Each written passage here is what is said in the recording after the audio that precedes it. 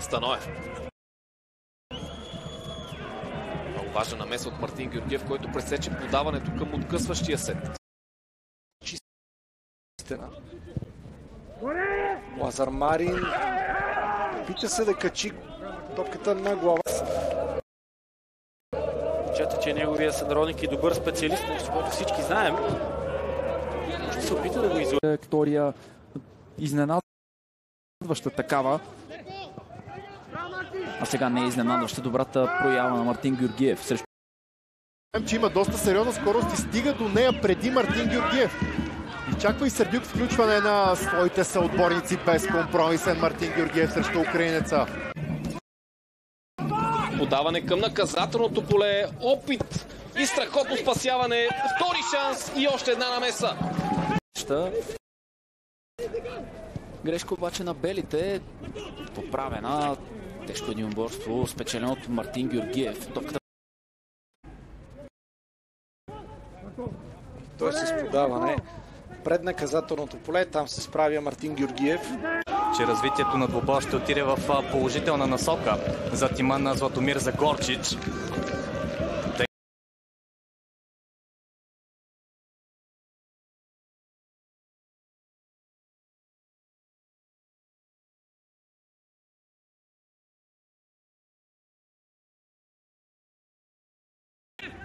Отбраната на белите инкасирала до тук, обаче тази вечер във Варна.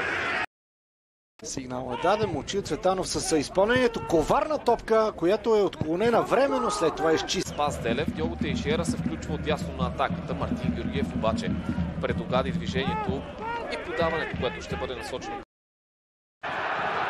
Той взел Джемери, включено от Тамайкон. Много добра скорост за 93-та минута. Лески също иска да успа. Гидженов пак показва, че няма да дава такава. Към Октавио. Центриране на Октавио. Светослав Диков между двама не успява да се пребори за топката. Изчистена е.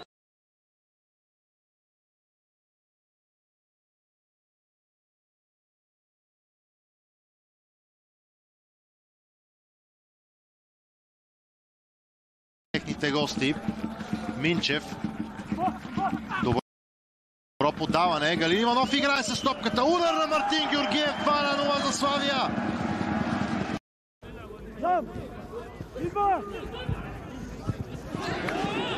Много резултат.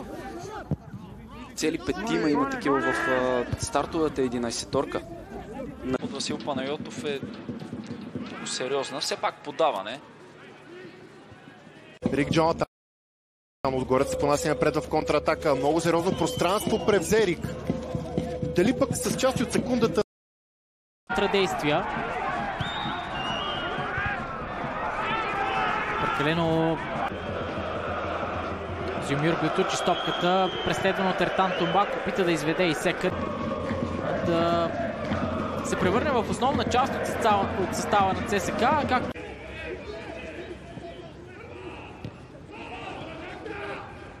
Минчев. Не от гледна точка на потенциален втори тук, за нарушение след картона, още едно центриране.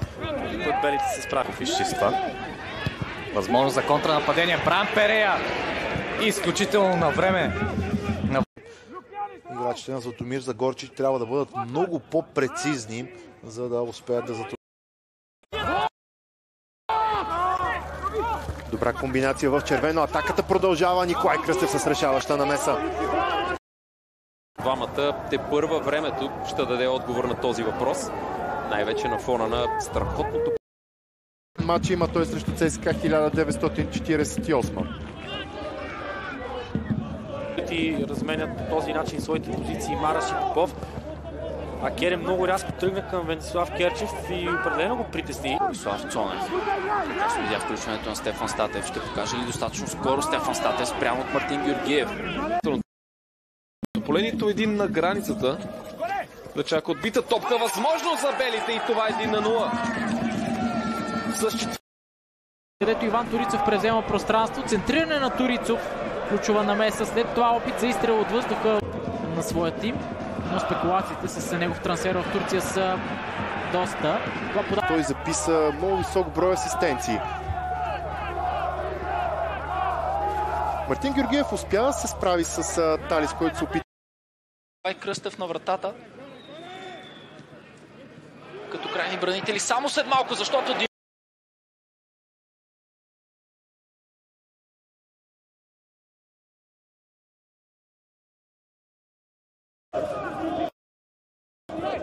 Десетката на гостите. Неубедителни действия от страна на Венцислав Керчев. Димитър Илиев с възможност да изравни резултата.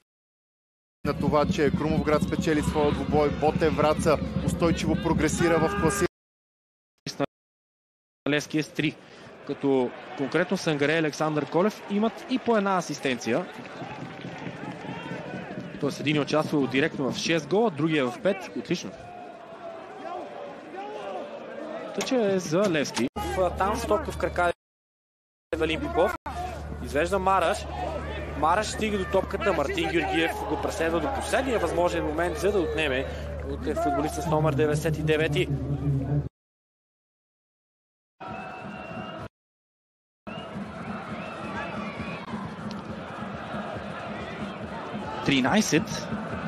Попаденията на Левски са реализирани далеч от стадион Георги Аспарухов.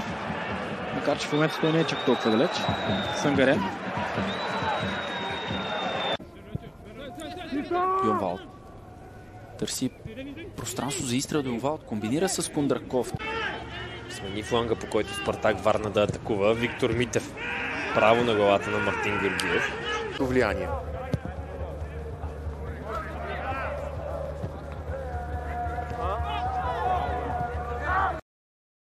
Изровен Чим. Лудогорец се понася напред. Руан. 4-3 пред наказателното поле. Достатъчно убедителни в отбрана. Ако загърбим последните резултати на двата отбора,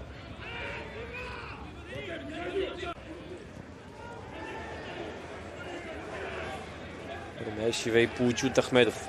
Мартин Георгиев навакса обаче изоставането си. За Асен Дончев. Лошо подаване към Асен Дончев. Странично отвърляне в... Бързо могат да пренесат топката от собствената половина до наказателното поле на съперника, футболистите на Николай Киров. Контратаките са нещо, което отличава Спартак. Успя да намери между линиите Петър Витанов.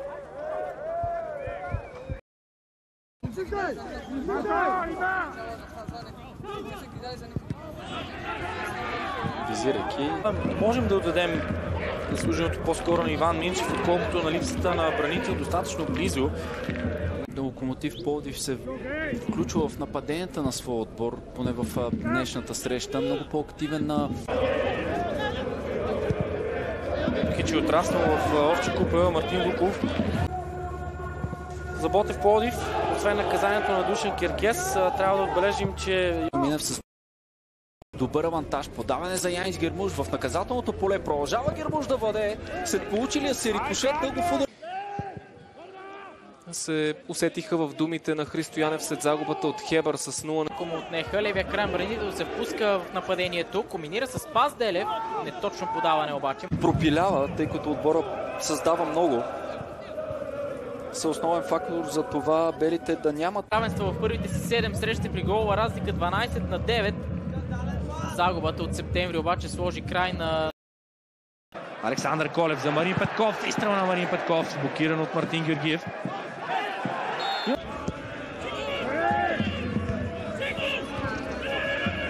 Тъй като Недялков в Лудогорец имат и други проблеми, с които да се справят.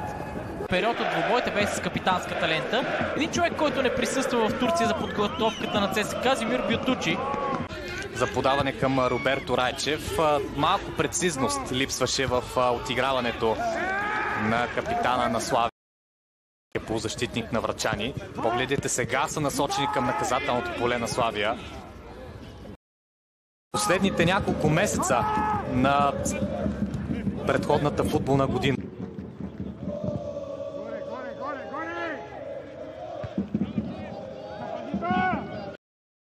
Тя продължава. Станислав Иванов, строми си, имаше игра с ръка там на Чинон Сулфор.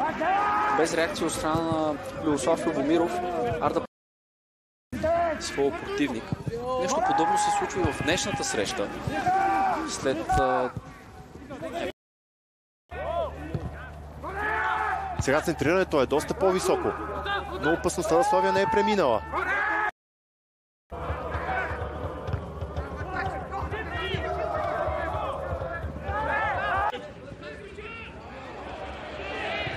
Колто. Първи момент на напрежение пред вратата на Свет.